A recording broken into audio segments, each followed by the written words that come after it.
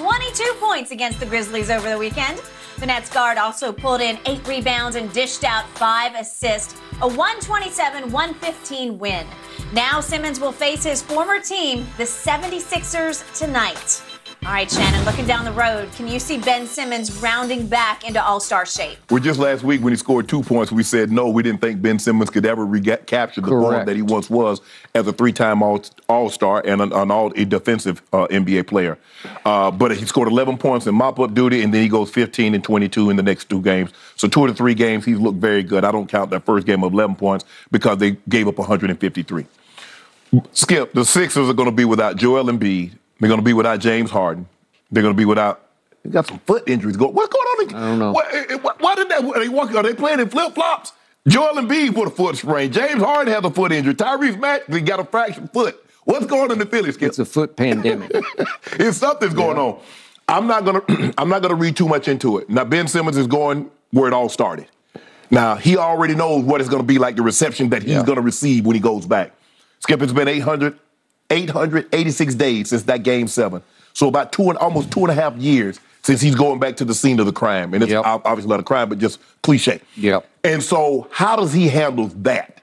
Because that was the game that everything started to go downhill for Ben Simmons. I don't expect them to have much resistance without James Harden, without Joel Embiid, without Tyrese Maxey. They should have a field day. First of all, with Ben Simmons. With Joel Embiid not man in the paint, it should be a layup line. Agreed. So Ben Simmons, he went 11 for 13 to get those 22 points. He might be 13 for 13 with no Joel Embiid inside, Skip. But look, for me, I'm gonna say tonight, I'm gonna give him 10. I'm gonna give him 10, 8 assists, 8 rebounds. And he might not even get an opportunity to play a whole lot, because the game might be over fairly quickly. Because, Skip, like I said, you take the 3 best players off any team. You watched Golden State last night without Steph, Clay, and Draymond, and how did they look? So you take the 3 best players off any team, you're not going to be very competitive. So I'm not ready to say that. I'm not ready to say Ben Simmons is all the way back, although he did show some positive signs. It's going to be very interesting to see how he handles the vitriol that's going to come back at him. Because I think last time they went back to Philly, I don't think he played. No, he just sat. But he did experience. They chanted at him, and it was profane. And as soon as he touched the ball, they're going to boo him unmercifully. They're going to call him all kinds of names. And so that's going to be very interesting. But I'm not willing to say that he's back after scoring 22 points. No.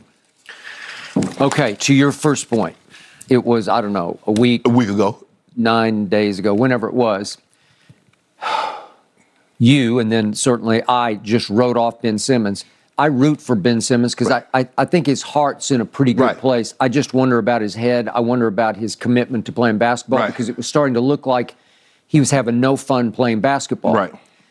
But I root for him because he is supremely gifted in unconventional ways that I've never seen before. Right. He's 6 feet 10 inches tall and long. And yet his fortes are not shooting at all because he can't shoot a lick. He did, we're going back 2 games, he did stand up there when they hack-a-bend him in the end, and he made 3 out of 4, which was pretty impressive. It was a start. And wasn't a finish, it was just a start. But he is so gifted that he made 3 straight All-Star teams after winning Rookie of the Year, and then he made back-to-back first-team All-Defense. Long, strong, quick, agile. I don't know if you go athletic. He's just agile to me. Right. Where once he gets the ball in his hands going up the floor, he's like Lonzo. He's a long strider, and he can run. He has high top speed with the ball, and he's ambidextrous. I never get. Sometimes I think he's left-handed, then I think he's right-handed. He's both-handed. I think he should shoot free throws right-handed. I think he should also.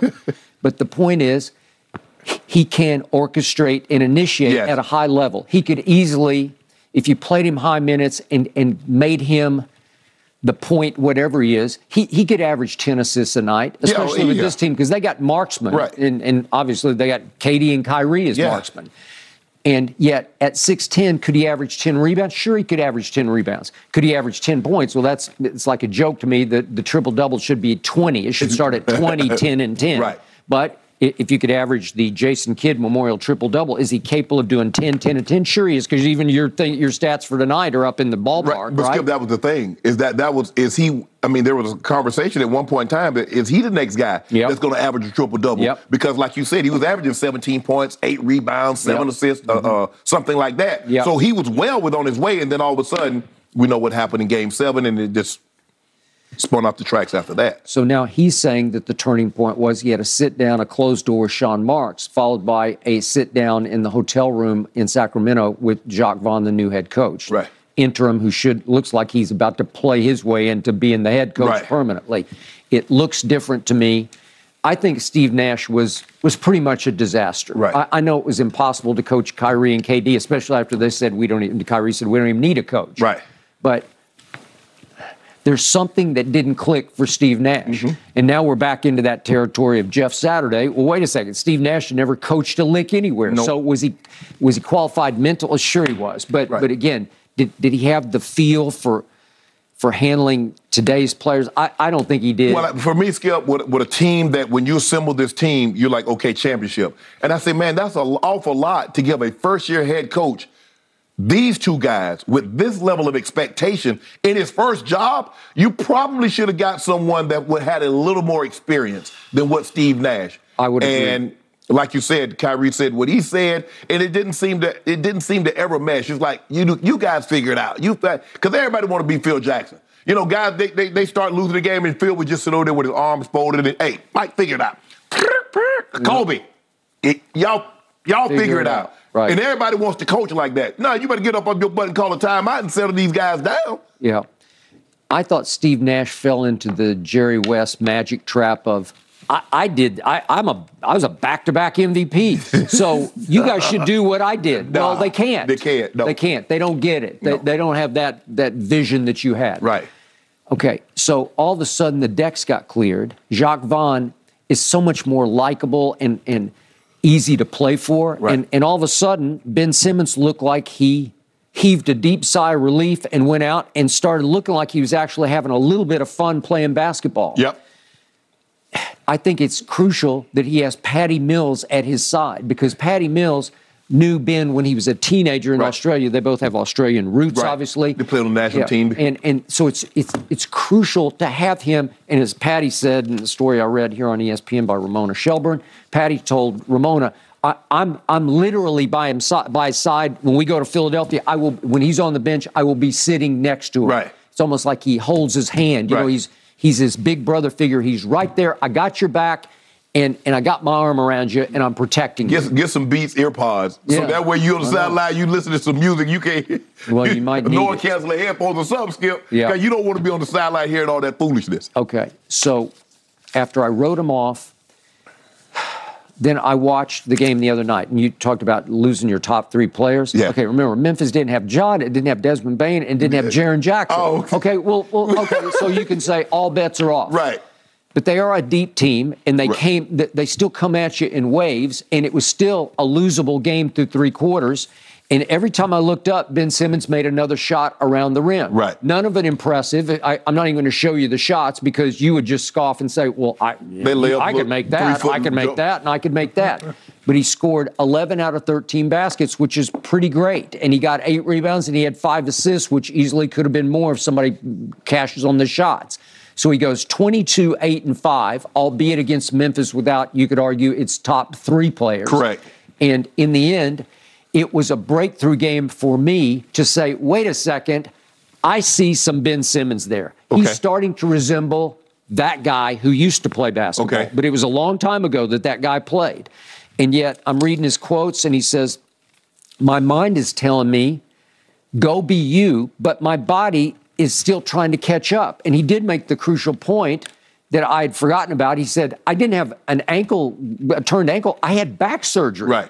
And he says, it takes time to come off the back surgery. Okay, I'm going to give him that excuse. So in other words, you said Ben Simmons pulled a Gino. We wrote him off, but he ain't right back, huh? He didn't write back, okay? And Gino's still writing his new tickets, I guess. But the point is, he's saying, I have a good support system, and yet he said, with my mental health, I'm still day to day. I believe that because That's a day-to-day. That's not something that goes away like, oh, it's I'm not good going to now. go away. And he got late game free throw demons, which they're hard to exercise from your psyche. As Giannis is finding out, he's back. Having a hard time. He's back with the demons. Got him, Skip. They got a hold of him. I watched that whole game on, was it Friday night? Against Philly. He went 4-13 against Embiid. 4-14. 4-14. I think he missed 11. But yeah, he missed 10 or 11. Yeah. Okay. And then he's so dedicated, he went right back out there and said, I got to make 10 in a row before I leave this arena. Right. And he got into it with the crew trying to work on take the nets down. Right? The crew's like, hold on, bro. You try to make 10 in a row, we be here till 3, 4 o'clock in the morning. We not wrap this thing up. Right. And I don't think Giannis is a bad guy. That's He went and tried to move the ladder and it toppled. Right. And then it's like, oh my God, he threw the ladder down. But a lot of guys, you see a lot of guys like, have a bad shooting night or something and they go back out and get shots up. So don't make it seem like Giannis is the first guy that wanted to get shots up or free throws up after a game in which he didn't play well. I agree. So in the end, this still very young man at 6 feet 10 inches tall is the X factor for this team. I'm not saying they're going to go win the East, but with Kyrie back, with KD still playing at a high level. Yeah, KD balling. Yep, he's balling. And with the depth that they have of shooters, they have shooters. Yeah. With Seth, obviously, and Joe Harris. Looks like he's rounding back into dead-eye form. Yeah. Then all of a sudden, they are at least a contender if Ben Simmons is Ben Simmons. And I'm not ready to go there yet, but this will be a big hurdle for him just to get through. It's almost like the basketball god said, Ben, we're going to give you a break tonight. Right. There's nobody playing for the other team. The crowd's still going to be there, so they're going to have their sixth man, and it's going to be in full throat. And you're going to you're going to hear their wrath. All as you point out, as soon as you touch the ball, you're going to hear their wrath. But if he can just get through this, he got through that game. It was back on March 10th of last year where he sat there in street clothes, so he got that out of the way. Right. So if he can get this one out of the way, it's another step toward a rebirth for him. Well, you better be glad my guy ain't playing because KD went 0 for 3 from 3. I know. You know what? He's starting to... No. But your guy is stuck on dead last. He's stuck.